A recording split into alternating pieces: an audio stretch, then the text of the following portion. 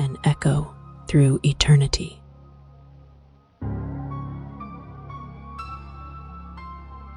He wondered whether life was truly predetermined. The great city had turned into a prison of endless crowds, leeching away at his soul. The constant wandering along a road with no direction poisoned his mind, like a snake sinking its venomous fangs into flesh and waiting for it to wither. He drifted like a shadow through dusty streets, existing on the boundary between here and elsewhere. Every touch carried emptiness, and every spoken word echoed with an alien melody. The inability to be alone with himself made him feel dead. He longed for silence, for a moment beyond time, yet found only chaos and unceasing noise. The house stood before him, a dream fulfilled. Nearly 20 kilometers in every direction lay empty. The place was deserted and calm, and in the evenings the only sounds were crickets, and, at times, owls. Deep within the forest's heart, there was a sense of home. There was no doubt this was a calling. Here lay refuge from the chaos that had tormented him for years. The air was crisp and mountainous, infused with the scent of pine needles. Each breath brought joy and balance. Morning light stirred him awake, brushing gently across his face. A crystal-clear lake stretched ahead, encircled by tall conifers, beyond which solitary peaks rose in silence. One large room in the house had been transformed into a library. At last, there was space for every book, the true source of inspiration. Climbing the ladder between the shelves became a favorite ritual, a way to disappear among the pages. Though at times the pages disappeared into him, evenings were spent there, shaping vivid scenes and extraordinary events once longed for. Letters flowed into words beneath his fingers, as if guided by something unseen. Winters in the mountains were harsh. Snow, dazzling and soft, lay heavy upon the land. Roads vanished beneath it, left nearly impassable, even on foot. Mark felt no fear. Beauty revealed itself in every season, and winter was welcomed with quiet joy. The cold did not weaken, it tempered, while snowflakes transformed the world into something more beautiful than any flower. Despite the isolation, a trip to town became necessary. The journey turned into an adventure of its own. The town was small and nearly empty. Shops stood free of queues, and errands were finished quickly. The only discomfort came from the closeness of the people. Everyone knew everyone. Though he did not live there, his name was known all the same. Mark! A familiar voice called out. Come, sit with me! I'm in a hurry, Tonka. We'll see each other longer another time. You say that every time, and you never come. Stop hiding. The desire to join him was non-existent, yet refusing felt impossible. A greeting followed, paired with a forced smile. Where have you been disappearing to? I thought you'd gotten lost in the snowdrifts, and I wouldn't see you again anytime soon. It wasn't easy getting here, but there's no choice. Peace comes at a price. What's going on with Larissa? Denis' curiosity flared. A frown crossed Mark's face. The wound was still fresh, and discussing it held no appeal. Haven't heard from her lately? Came the casual reply. Why not? Did she refuse to move in with you? It was never discussed. A decision has been made for myself. Whether she comes is hers to make. Won't it be too lonely? I understand the need for solitude, but won't it be too much? There's no such thing as too lonely. Solitude is a gift people learn to value far too late. Ever thought about how many of your worries would vanish if you were alone? Every problem comes from others, from their expectations, their noise, their opinions. I don't understand you. Life without a woman, children, and friends is unimaginable. Without them, everything would feel empty. That's because you can't stand your own company. A sly smile appeared. People who make poor conversation dislike being alone. That's when they realize why no one wants them. What did you say? Anger flared as Toonie slammed a fist on the table. Brown eyes burned with rage. I'm leaving. There's plenty of work waiting at the house. Still, it was good to see you. Until next time. An unexpected phone call shattered Mark's calm. Let's meet and talk. Last time we didn't manage to finish. All right, Larissa, if you believe there's still something to discuss, come to my place. You'll finally see the new house. I was hoping you'd come to mine. Not sure I can even reach you with my car. Don't worry, the road is good, easy to find. If you don't come, I'm afraid we won't have the chance to talk at all. I want you to feel my home. Silence followed for several seconds. Fine. I'll come tomorrow afternoon, if that works. Of course, I'll be waiting.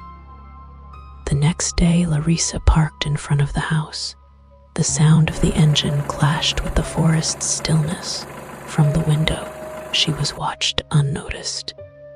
The graceful, slender figure, the chestnut hair brushed back in a single motion, everything radiated confidence. Her gaze lifted toward the house. A wave followed, and footsteps hurried down the stairs. The outer gate opened carefully. You should have called when you were close. Parking inside the yard would have been easier. There's no one around. Unless the forest bears have developed a sudden interest in my car, it should be safe. Funny as always. Came the ironic reply, followed by the click of the door locking behind her.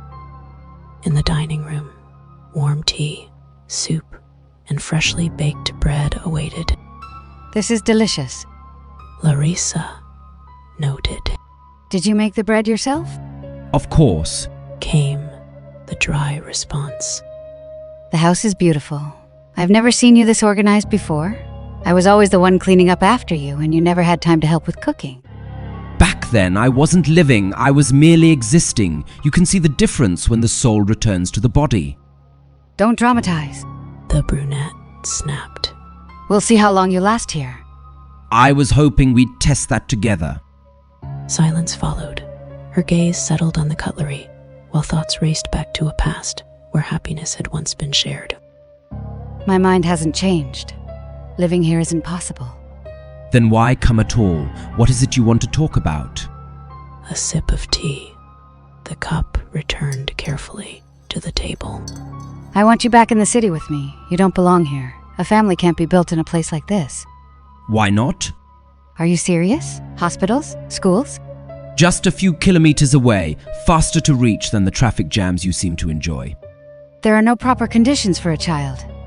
One storm and you'll be without electricity.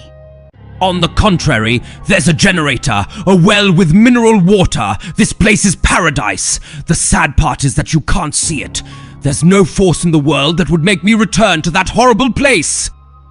If polluted air, crowds, traffic, the lack of parking, and shopping madness suit you so well, stay there. Here, the air is clean, the food is homemade, and in spring the yard will bloom more beautifully than even the boldest dreams. His voice was furious, rapid, barely pausing for breath. You're insane! Larissa snapped. You poured so much money into a house in the middle of nowhere! With that, we could have built a family! I don't want a family with you. The words landed heavy and final. I don't need a woman who cares more about comfort than about herself. If dressing up matters that much to you, fine. Leave. Find someone willing to live with a porcelain doll instead of a real woman. Tears welled in her eyes. Coming here was a mistake. Without another word, she left forever. The days slipped by unnoticed, wrapped in a deceptive calm. Mornings often began with walks through the nearby forest, taken at first light. The more time passed among the trees, the clearer it became how little was truly known about the place. Paths branched endlessly, and the risk of getting lost was unsettlingly real. Something about the towering trees felt both enchanting and threatening. With every step deeper inside, the sensation of not being alone grew stronger. An unseen presence lingered, silent and motionless, yet insistently aware. Once, the forest had offered peace and harmony. Now, something was different. Something unnamed and inexplicable slowly eroded that sense of calm. Moving along the path, the forest's sounds unfolded, branches cracking, leaves trembling, birdsong drifting through the air. No human voice echoed anywhere. And yet, there was a certainty that something sluggish stirred within the bushes. Suddenly, everything fell silent. Birds ceased singing. The wind died. The forest became unnaturally still. The pounding of a heartbeat thundered in the void. Movement stopped. A careful scan of the surroundings followed, searching for any sign of another presence. Nothing appeared. Silence stretched into eternity. A sigh brushed close to an ear, a jolt of fear, a sharp turn. No one stood there.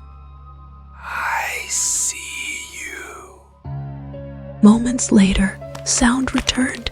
Trees creaked, leaves quivered, birds resumed their song. Still, doubt had no place. What had been heard was real. That alone was reason enough to return home immediately. Thoughts raced along the way. Goosebumps rose across the skin. Fear lingered, stronger than anything felt in years. Home at last, yet the fear refused to fade. Seeping through the walls of imagination, a decision followed. A trip to town was necessary. Distraction was needed. Being alone right now was not an option. A stop at the shop came first. Afterward, Tony was found in the usual spot. Hey Tonka, how are things today?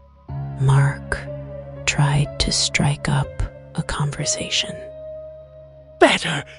Before running into you! Came the sour reply. Ha ha ha ha ha, don't be mad. Last time wasn't a good day. You never have good days.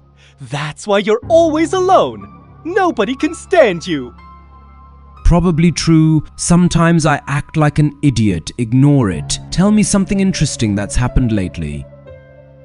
Interesting things always happen around you. Heard about the breakup with Larissa.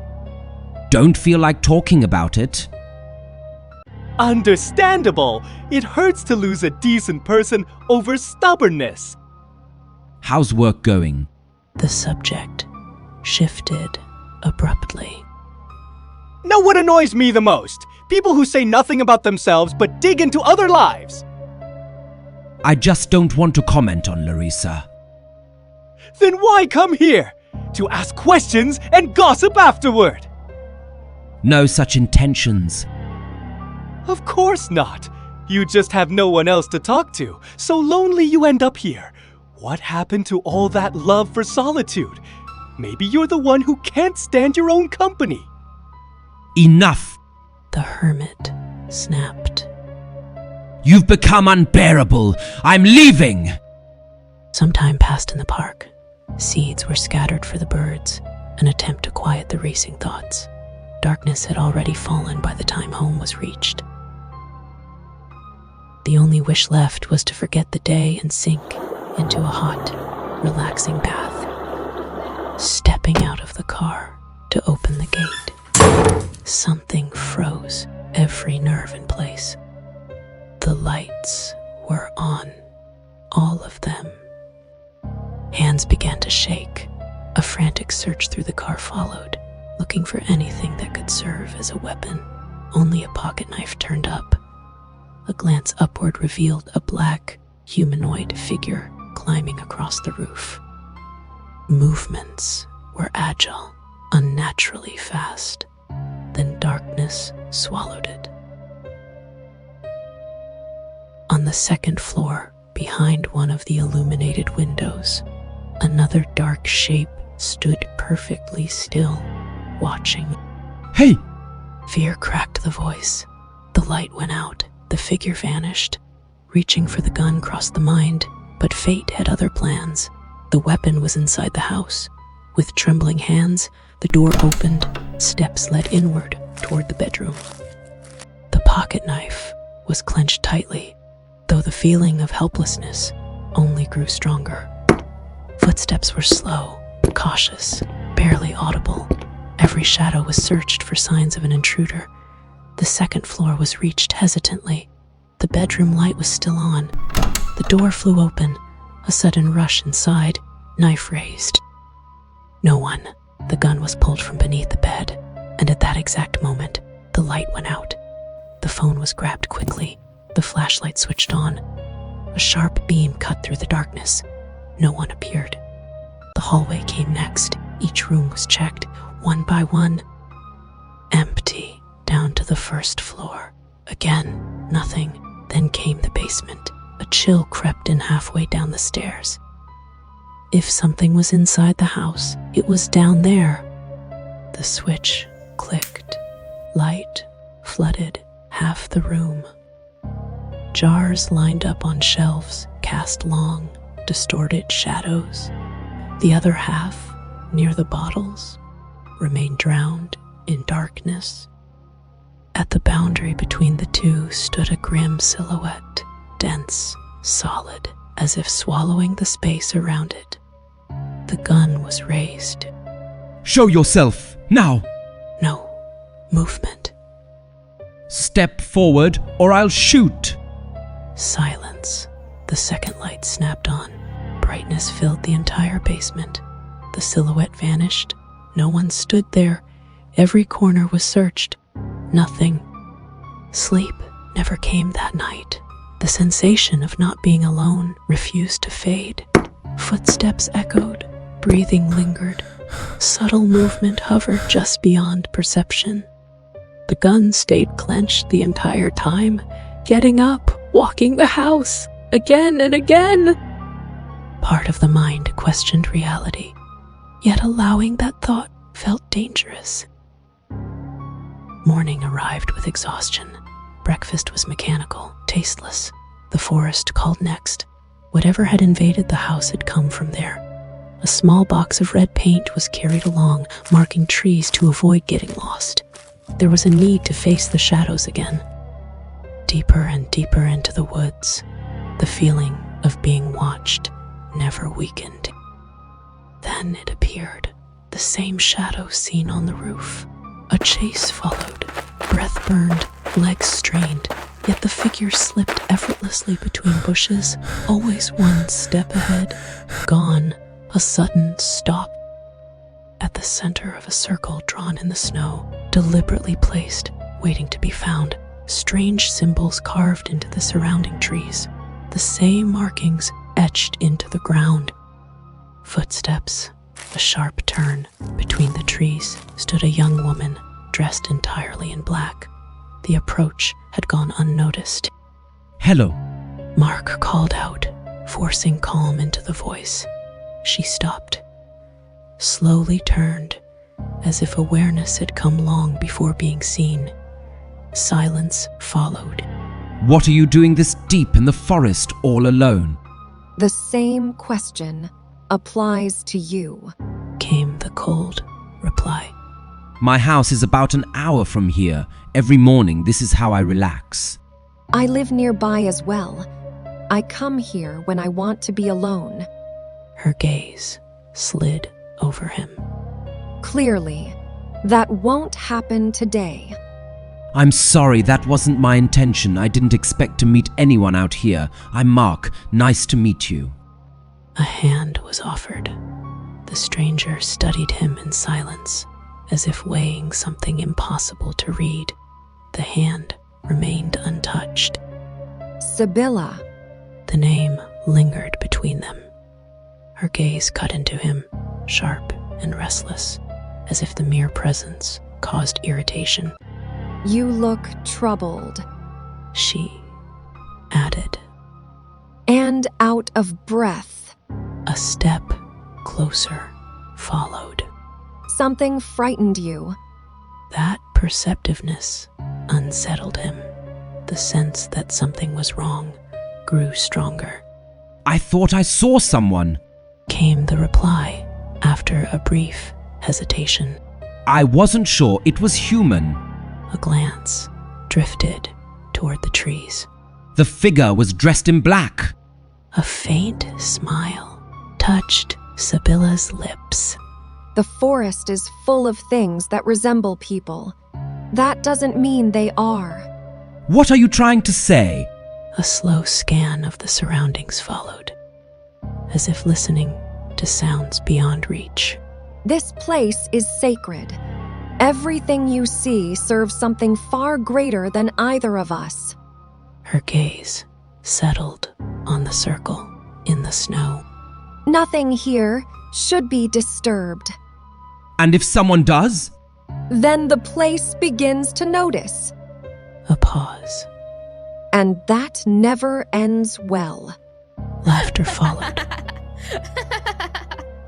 Brief and hollow, as if it didn't come entirely from her. Who drew these symbols? Mark gestured toward the trees and the ground.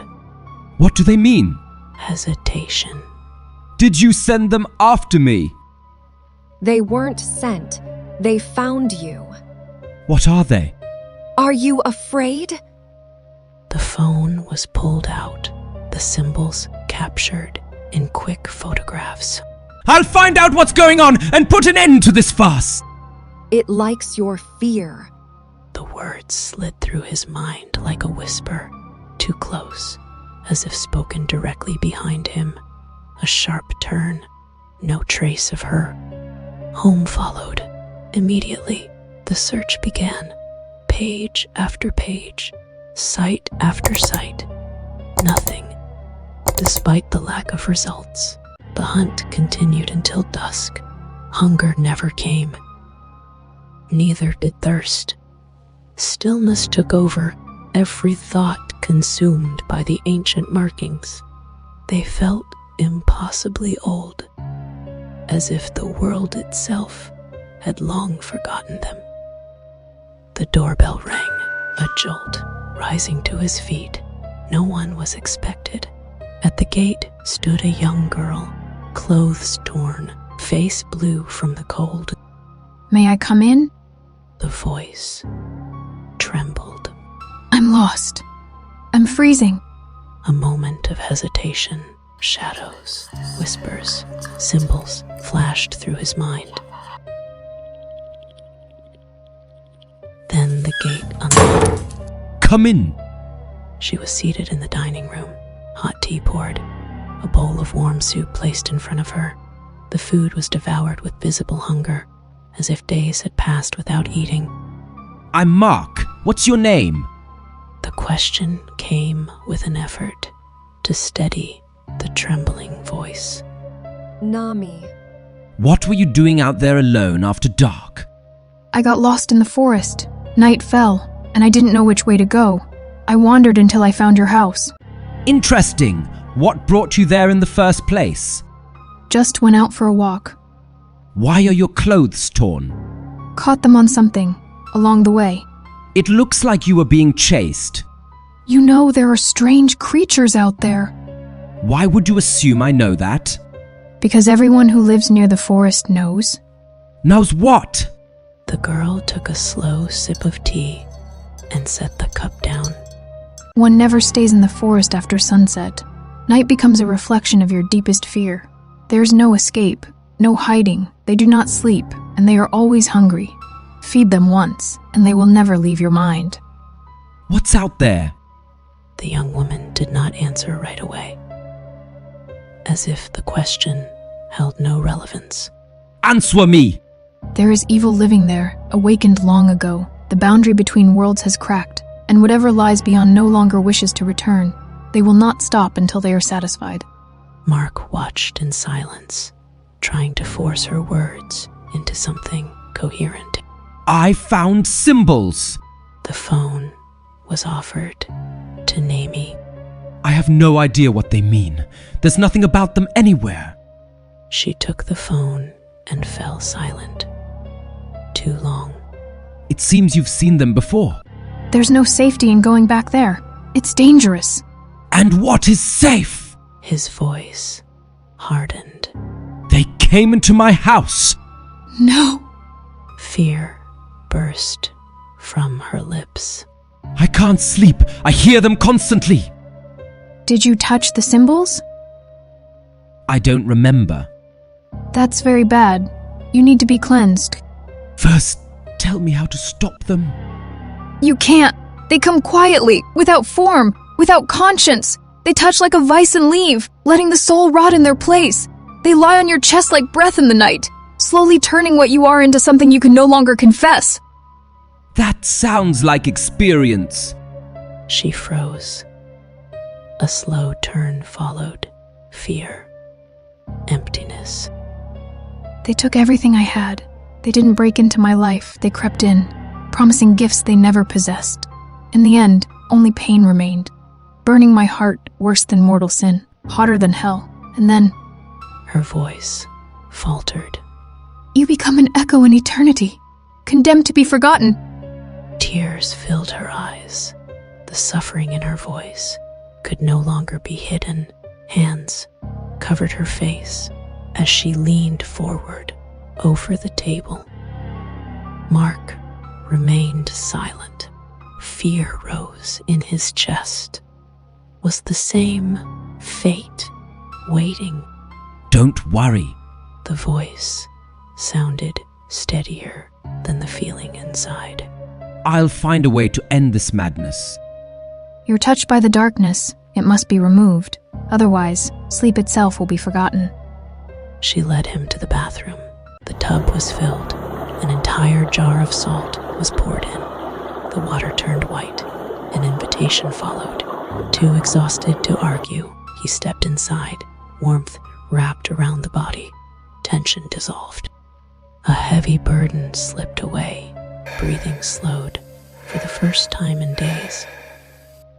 Safety returned. Morning came, eyes opened, asleep in the bathtub, the deepest rest in a very long time. Nami was gone. No trace, no sound, only silence. Had she left, or had she never been there at all? The thought refused to fade throughout the day. Could it really be that simple? Salt. The idea took hold. A trip to town followed. Large bags of salt were bought, several bottles of holy water from the church as well, back to the forest. The circle was found, salt scattered across snow and soil. Holy water followed, dripping onto the symbols. Where the liquid touched, the wood seemed to burn. Determination surged. It was working. Then came the scream. It tore through the air, piercing, deafening, inhuman. Trees ignited. One by one they fell. Fire closed in. No escape. An attempt to pass between the sparks came too late. Flames grew stronger by the second. Smoke flooded the lungs. Coughing broke the body. Air vanished. Awakening came at home, wrapped in bed, changed into pajamas. A sharp rise. Heart racing. Impossible. The last memory was fire. Down to the dining room, Nami stood there, by the stove. Warm, comforting. Aromas filled the air. What are you doing here? The voice came out, hoarse. Who brought me back? I did. That's impossible! A quick glance around. Who else is in my house? Only you and me. You expect me to believe you carried me for hours through snowy trails? A faint smile appeared. She didn't look at him. I don't understand your concern. Come sit down. Dinner is ready. Mark didn't move. Instead, the house and then the yard were circled. Every room, every corner was checked. Empty. Returning to the kitchen, the guest had already set dinner on the table and was eating calmly. I told you not to go back there. Her voice sharpened. Sometimes I wonder where you come up with the nonsense you follow. I wanted to remove the symbols and end it. That's impossible. She set down the utensils. The only thing you can do is weaken their influence. Touching the signs is the worst choice. It draws unnecessary attention to yourself. Nami looked straight into Mark's eyes. Sit. You've caused enough trouble for one day. He obeyed, tearing small pieces of bread and sipping wine. I don't know what your relationship is with those creatures, but I can't live like this. I came here for peace. It took a lot of effort to make this place my home. I won't give up. Aren't you lonely here? She asked softly. There's a difference between being alone and being lonely.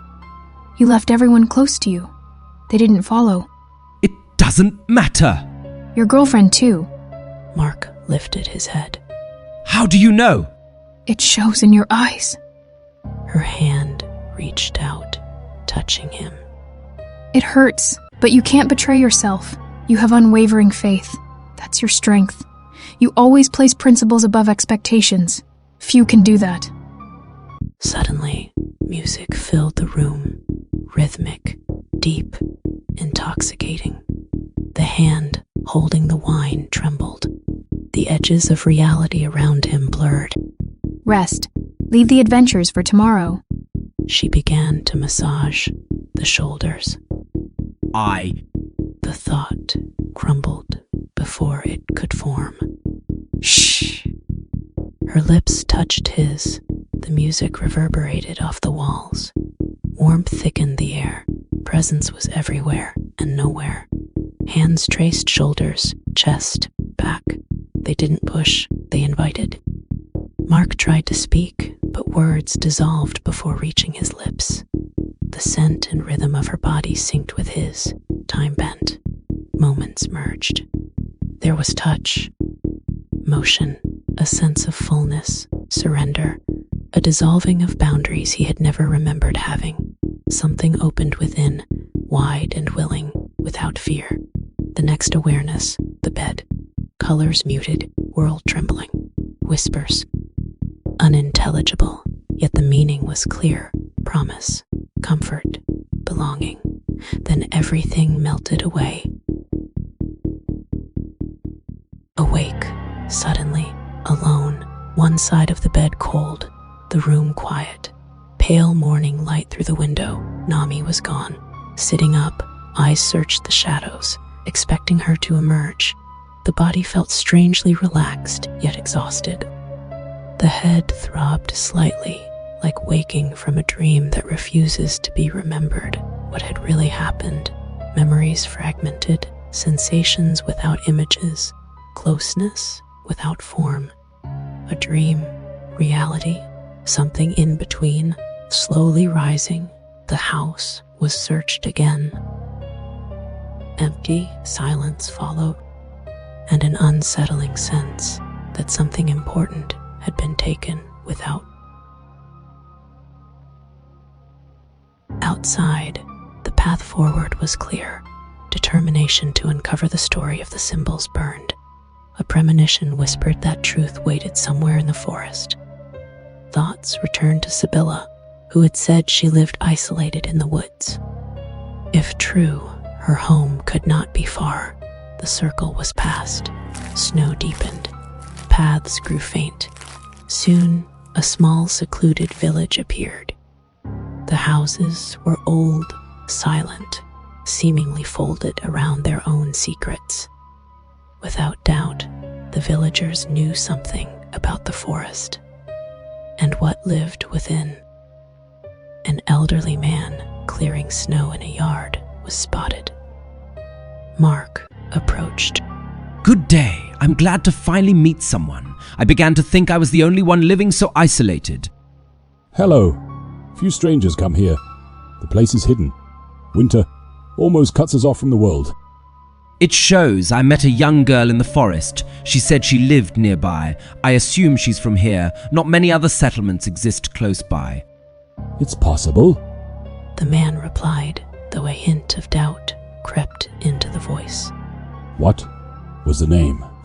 Sibylla. The old man's brows knitted together. His face hardened. That's impossible. Mark looked at him, puzzled. Besides her, I met another girl. Her name is Nami. Color drained from the elder's face. Come. He said quietly. You need to see something? Wordlessly, Mark followed, heart pounding. Each step felt heavier in the air around him. The man walked silently, as if searching for the right words, but failing. They arrived at a small cemetery at the edge of the village. The elder stopped and pointed to 2 headstones. One read Sibylla. Beside it, Nami. They passed more than 10 years ago. They lived here. I knew them well. Mark couldn't tear his eyes away. They were sisters. The story is far from over. Will you dare to see what happens next?